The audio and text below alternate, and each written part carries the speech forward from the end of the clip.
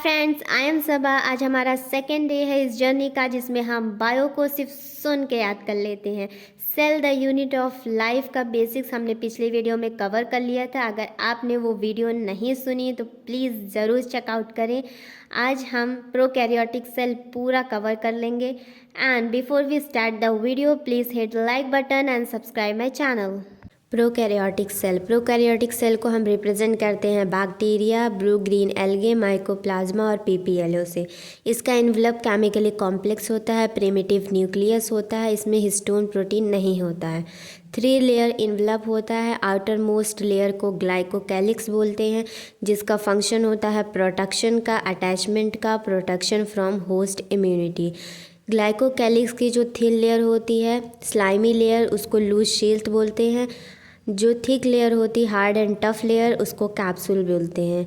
Middle envelope को cell wall बोलते हैं, जो कि पेप्टिडोग्लाइकन की बनती है। इसका फंक्शन है ग्राम स्टेनिंग में हेल्प करती है, protection from bursting, shape provide करती है। बैक्टीरिया के 4 कॉमन शेप्स हैं, बैसिलस, कॉकस, विब्रियो और स्पाइरलम। इनर एनवलप जो होता है उसको प्लाज्मा मेम्ब्रेन बोलते हैं, जो कि फॉस्फोलिपिड्स की बनती है और इसका फंक्शन है इंटरैक्ट विथ आउटसाइड वर्ल्ड। इसी प्लाज्मा मेम्ब्रेन के एक्सटेंशन को मीसोजोम बोलते हैं, जो कि इनफोल्डिंग और इन्वेजिनेशन ऑफ प्लाज्मा मेम्ब्रेन से बनता है। इसका फंक्शन है cell wall formation, DNA replication, distribution to daughter cell, respiration और सिक्रेशन। इसीलिए इसको माइक्रोकॉन्ड्रिया ऑफ प्रोकैरियोट्स भी बोलते हैं। इसके 3 शेप्स होते हैं, lamella, vesicle and tubule, to increase the surface area for enzymes. कुछ प्रोकैरियोट्स के अंदर, जैसे साइनोबैक्टीरिया के अंदर क्रोमैटोफोर प्रेजेंट होता है, जिसके अंदर पिगमेंट्स होते हैं। फोटोसिंथेटिक बैक्टीरिया के लिए, जैसे कि BGA, PSB, GSB. Purple sulphur bacteria, green sulphur bacteria. Nucleus की जगह इसमें न्यूक्लियोइड प्रेजेंट होता है, जिसको जीनोफोर बोलते हैं, प्रोक्रोमोसोम्स भी बोलते हैं। It is naked DNA. इसका जो डीएनए होता है वो सर्कुलर डबल स्टैंडर्ड डीएनए होता है। इसके पास सिंगल क्रोमोसोम्स होता है। डीएनए के आउटसाइड एक smaller DNA, genomic DNA present होता है, जिसको प्लाज्मिड बोलते हैं, जो कि एक्स्ट्रा क्रोमोसोमल होता है, ऑप्शनल होता है, मतलब हो भी सकता है, नहीं भी हो सकता है। सर्कुलर डीएनए होता है, स्मॉलर देन जीनोमिक होता है, जिसके पास फिनोटिपिक कैरेक्टर होता है, एंटीबायोटिक रेजिस्टेंस। सेल वॉल से फ्लैजला निकलता है। जो सेल वॉल से फ्लैजला का पार्ट अटैच होता है उसको बेसल बॉडी कहते हैं, जिसके पास 4 सेल्स होते हैं, LPSM। जो मोड़ होता है उसको हुक बोलते हैं, और जो बाहर आउटसाइड दिखता है उसको फिलामेंट बोलते हैं, जिसके अंदर फ्लैजलिन प्रोटीन प्रेजेंट होता है और लॉन्गेस्ट पार्ट होता है फ्लैजला का, और फ्लैजला ही सेल को मोटाइल बनाता है। इसका फंक्शन है मेक्स सेल मोटाइल, मोटिलिटी में हेल्प करता है।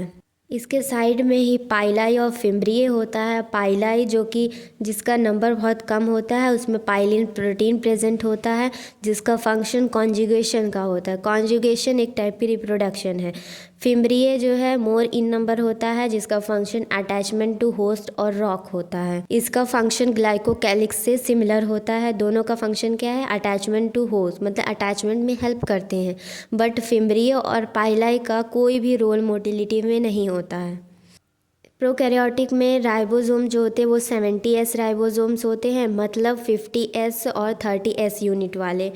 एक mRNA पे बैठे होते हैं, जिसको पोलीसोम और पोलीराइबोसोम्स भी बोलते हैं। राइबोसोम का फंक्शन होता है प्रोटीन सिंथेसिस का। ये बनते हैं rRNA प्लस प्रोटीन से। इनका साइज होता है 15 नैनोमीटर टू 20 नैनोमीटर। उसके बाद आता है इंक्लूजन बॉडी। इंक्लूजन बॉडीज़ का जो फंक्शन है वो है reserved food material. Food material को रिजर्व करके रखती है। 3 जो है इंक्लूजन बॉडीज़ हैं, phosphate granules, cyanophycean granules, glycogen granules. उसके बाद है गैस वैक्यूल। गैस वैक्यूल के पास सीडो मेम्ब्रेन होती है, मतलब मेम्ब्रेन लेस होता है। इसका फंक्शन है बायोन्सी, और ये फोटोसिंथेटिक बैक्टीरिया के अंदर प्रेजेंट होता है। Green sulphur bacteria, purple sulphur bacteria और बीजी के पास होता है। उसके बाद है स्टेप जो है वो ग्राम स्टेनिंग का है। बैक्टीरिया के जो ग्राम स्टेनिंग होती है वो on the basis of cell wall होती है, ग्राम पॉजिटिव है या ग्राम निगेटिव है। ये दिया था क्रिश्चियन ग्राम ने। इसका जो थ्योरी है वो क्रिश्चियन ग्राम ने दी थी, ग्राम स्टेन और क्रिस्टल वॉलेट स्टेन नाम से। इसमें 5 स्टेप्स होते हैं। पहले बैक्टीरियल स्मेयर लिया जाता है, उस पर CVI कॉम्प्लेक्स डाला जाता है, क्रिस्टल वॉलेट आयोडीन कॉम्प्लेक्स। उसके बाद अल्कोहल से वॉश करते हैं। जो ग्राम पॉजिटिव होंगे वो वायलेट कलर ले लेंगे और जो ग्राम नेगेटिव होंगे वो कोई कलर नहीं लेंगे। उसको बताने के लिए कि यहाँ पे ग्राम नेगेटिव प्रेजेंट है, उसको प्रूफ करने के लिए हम फिर काउंटर स्टेन डालते हैं सैफरनिन। जो कि ग्राम नेगेटिव होंगे वो पिंक कलर ले लेंगे।